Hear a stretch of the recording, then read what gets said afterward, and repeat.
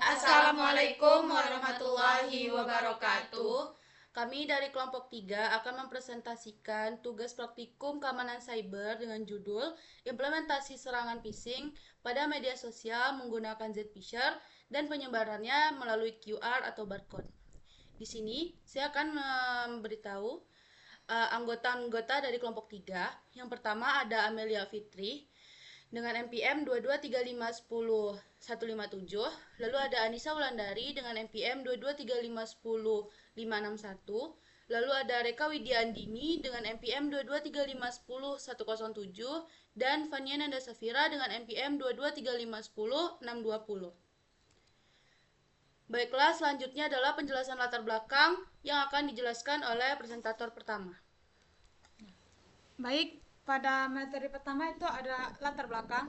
Media sosial telah menjadi platform utama untuk interaksi manusia, tetapi popularitasnya juga menjadikannya target utama serangan cyber termasuk phishing. Serangan ini seringkali dilakukan melalui halaman login palsu yang dibuat sedemikian rupa agar menyerupai situs resmi. Dalam konteks ini, Zphisher, sebuah tool open source, menjadi alat populer yang digunakan untuk menciptakan halaman phishing. Zphisher mempermudah proses pembuatan serangan phishing dengan menyediakan template untuk berbagai platform media sosial, seperti Facebook, Instagram, Twitter, dan lain-lain. Tool ini juga mendukung layanan tunneling seperti Ngrong untuk menyebarluaskan halaman phishing melalui tautan yang dapat diakses oleh korban secara global. Phishing adalah metode serangan yang bertujuan untuk mencuri informasi sensitif pengguna dengan menyamar sebagai entitas yang terpercaya, seringkali melalui halaman login palsu. Phishing adalah salah satu jenis serangan yang paling banyak digunakan oleh peretas untuk memperoleh akses ke data pribadi, seperti username, password, dan informasi sensitif lainnya dengan cara menyamar sebagai pihak yang terpercaya. Selanjutnya, Zphisher sebagai alat bantu serangan phishing. Pertama itu ada kemudahan pengguna. Zphisher adalah alat berbasis CLI yang menyediakan template untuk berbagai platform media sosial seperti Facebook, Instagram, Twitter, dan Gmail. Yang kedua itu ada fitur utamanya. Zphisher mendukung penglihatan URL menggunakan layanan seperti Ngrok atau Cloudflare, memperluas jangkauan serangan. Yang ketiga itu ada risiko. Kemudahan penggunaan Zphisher menjadikannya alat yang menarik bagi individu dengan pengetahuan teknis terbatas sehingga pelaku cyber yang lebih berpengalaman. Selanjutnya ada langkah-langkah serangan phishing. Yang pertama itu ada instalasi Zphisher. Instalasi Zphisher dilakukan melalui terminal dengan menggunakan perintah git clone. Yang kedua, pembuatan halaman phishing dan berkode. Zphisher menyediakan template untuk berbagai platform media sosial, memungkinkan penyerang untuk membuat halaman login palsu yang sangat mirip dengan halaman login asli, atau bahkan membuat barcode palsu agar korban dengan tidak sengaja scan barcode phishing tersebut. Yang ketiga itu ada penyebaran tautan phishing dan barcode. Tautan phishing dapat disebarluaskan melalui berbagai cara seperti email, pesan teks, atau media sosial, baik dalam bentuk link phishing ataupun barcode yang terlihat sama seperti aslinya. Yang keempat ada interaksi korban. Korban yang tidak waspada mungkin mengklik tautan phishing ataupun melakukan scanning pada barcode phishing dan memasukkan informasi login mereka di halaman palsu. Yang kelima itu ada eksploitasi data. Penyerang kemudian dapat menggunakan informasi login yang dicuri untuk mengakses akun korban dan melakukan berbagai tindakan jahat seperti mencuri data pribadi, menyebarkan spam, atau menipu orang lain. Baik, selanjutnya yang akan dijelaskan oleh Reka Widya. Baiklah, di sini saya akan menjelaskan flowchart.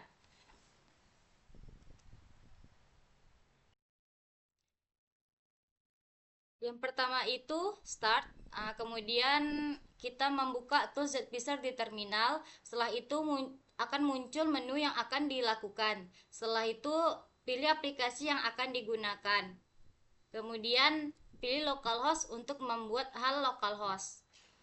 Terus pilih kostum untuk port yang akan digunakan. Setelah itu akan muncul link localhost yang dibuat sebelumnya. Kalau misalnya true, apakah dia menggunakan barcode? Kalau misalnya true, dia akan membuat serangan dan masukkan link tersebut. Kemudian muncul menu set toolkit. Kemudian setelah menu toolkit kita pilih satu untuk social engineering attack. kemudian pilih nomor 8 untuk proses pembuatan barcode. Kalau misalnya udah muncul barcode, simpan barcode tersebut, kemudian sebarkan dan masukkan link tersebut. Setelah disebarkan, korban akan memasukkan data yang dia butuhkan, kemudian Zfisher akan menyimpan data tersebut. Kemudian pada terminal TOS akan menyimpan data korban dan berhenti. Kalau misalnya muncul link localhost yang dibuat sebelumnya tidak menggunakan barcode, maka dia akan langsung ke sini dengan menyebarkan dan masukkan link tersebut. Kemudian korban masukkan data yang dibutuhkan, kemudian Zfisher akan menyimpan data tersebut, kemudian pada terminal TOS menyimpan data korban dan berhenti. Baiklah, di sini saya akan menjelaskan demo serangan untuk mendapatkan link di Zfisher.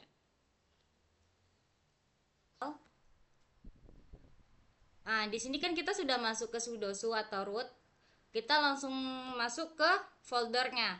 Di sini saya memasukkan folder cd Zfisher, kemudian bash zfisher.sh.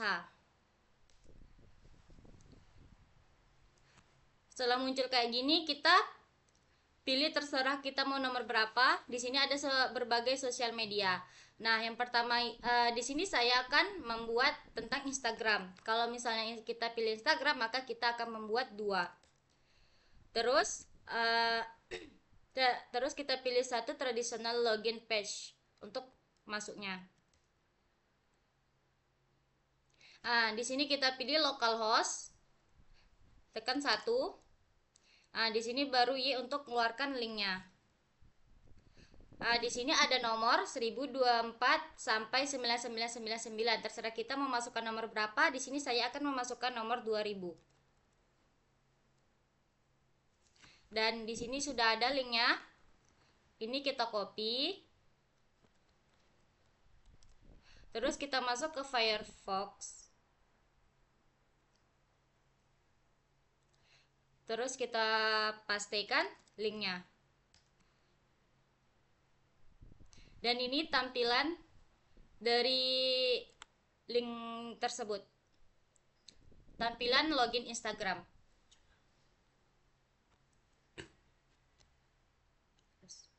Bebas. Di sini saya akan memasukkan reka, kemudian passwordnya bebas. Login. Dan save. Di sini sudah ada akunnya dan kata sandinya. Ini tampilan dari kita masuk ke login Instagramnya. Baiklah, selanjutnya akan dijelaskan oleh Fania. Saya akan menjelaskan penyebarannya itu jika menggunakan barcode. Ini kan sudah ada link mengenai link phishingnya. Lalu kita buka root baru. Lalu kita ketik settlekit untuk mengaktifkan si setnya. Lalu di sini kan ada beberapa menu, baik itu social engineering attack, lalu ada penetration testing, third party, update the social engineer, terus lalu ada update set configuration, dan juga help, credit, serta about. Di sini karena kita mau menampilkan barcode dari medsos tadi, kita pilih nomor 1. Lalu enter. Kemudian di sini juga ada pilihan, ada beberapa menu. Yang pertama itu ada spear phishing attack, lalu ada website attack vector, lalu ada infection media generation, lalu ada create payload and listener, lalu ada mass mailer attack, Arduino based, wireless access, QR code generation attack vector, lalu ada PowerShell attack vector, serta third party modules. Karena tujuan utama kita adalah membuat kode QR, kita pilih nomor 8. Nah, kemudian di sini kan kita diminta untuk memasukkan URL atau untuk dimasukkan dalam kode QR code-nya. Di sini kita bisa memasukkan ini tadi. Nih, lalu kita paskan. Kalau sudah, nah di sini udah ada tampilan ibaratnya tuh dia ready gitu, tapi tidak ada barcode-nya. Kita harus mencari barcode tadi di bagian folder. Open folder. Kemudian kita masuk ke root. Root ini kita buka open as root. Sudah. Di sini kan ada bagian ini nih, kita tambah set. Lalu kita ketik reports, karena di report inilah letak dari kode QR-nya tersimpan. Nah, ini kode QR-nya bisa kita copy. Agar apa? Agar kita mudah mencari QR-nya nanti pas memasukkan ke Mozilla-nya. Jadi kita nggak usah harus buka-buka root lagi, root as lagi, kita nggak perlu. Kita bisa langsung copy. Kita misalnya masukkan ke file system. Nah, ini yang lama ini kita hapus saja supaya kita tidak bingung. Lalu kita pastekan. Nah, ini adalah kode QR dari phishing kita tadi, ibaratnya kode QR-nya tadi. Lalu kita buka Mozilla, kita coba ya, kita testing apakah dia bisa masuk atau tidak. Lalu kita ketik aja kamera Mozilla. Nih, sini juga bisa sih.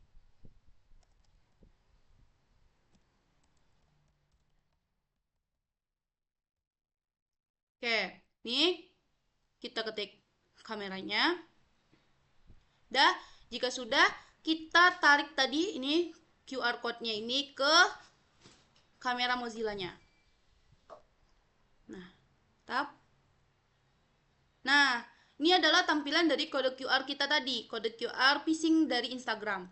Nah, kita mau lihat nih apakah QR ini bekerja atau tidak, kita bisa ketik situs. Nah, ini adalah tampilannya, berarti dia bekerja dengan baik nih. Nah, kita mau misalnya ngecek nih, apakah dia tadi sama tidak seperti ini. Tadi kan sudah dicobakan. Nah, kita buka Mozilla. Kita ingin lihat apakah sama.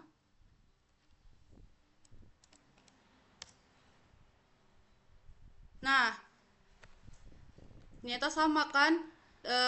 Bisa juga langsung masukkan link. Misalnya korban memasukkan link, akan muncul tampilan seperti ini.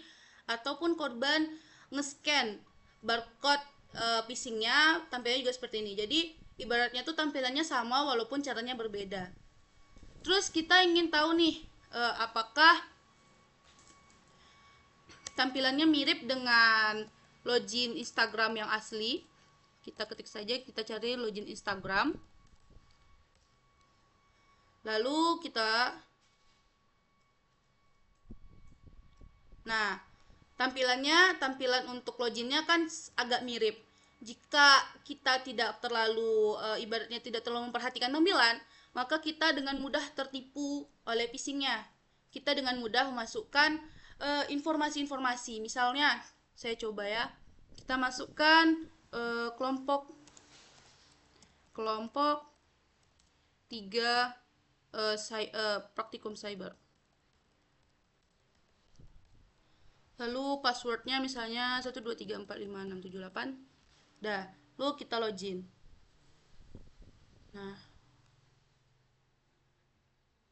Nah, kan ini kayak kita nggak sadar kan, apakah kita tadi memasukkan memasukkan data-data kita tuh pas di web Instagram yang asli atau tidak.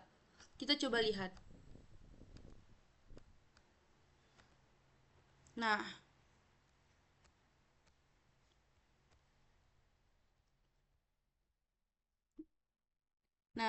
di sini nih terlihat bahwa account dari kelompok dan passwordnya. Nah, maka data-data dari korban karena dia memasukkan link phishing, maksudnya link palsu, langsung masuk ke sini.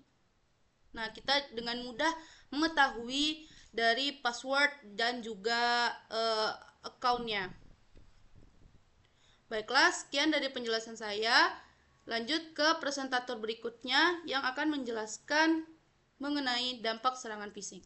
Di sini saya Anissa Wulandari melanjutkan presentasi dari kelompok kami. Di sini terdapat dampak serangan phishing. Di sini ada 3 dampak serangan phishing. Yang pertama ada pencurian data pribadi. Nah, pencurian data pribadi itu dia menggunakan informasi login untuk mengakses akun korban dan mencuri data pribadi seperti nomor telepon, alamat email, dan informasi keuangan lainnya. Nah, yang kedua ada penyerangan penipuan, yaitu penyerangan dapat menggunakan akun korban untuk menipu orang lain seperti mengirim pesan, spam, atau melakukan penipuan online. Yang ketiga ada